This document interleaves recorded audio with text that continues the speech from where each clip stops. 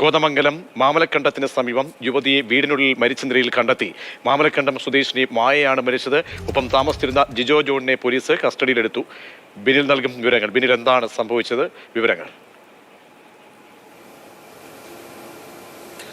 പ്രജീഷ്, എളംബ്ലാശ്ശേരി കുടിയിലെ മായയാണ് ഇന്ന് രാവിലെ മരിച്ച നിലയിൽ കണ്ടെത്തിയത്. വീട്ടിൽ തലയ്ക്ക് ശക്തമായ മുറിവേറ്റ് മരിച്ച നിലയിലാണ് അവരെ കണ്ടെത്തിയത്.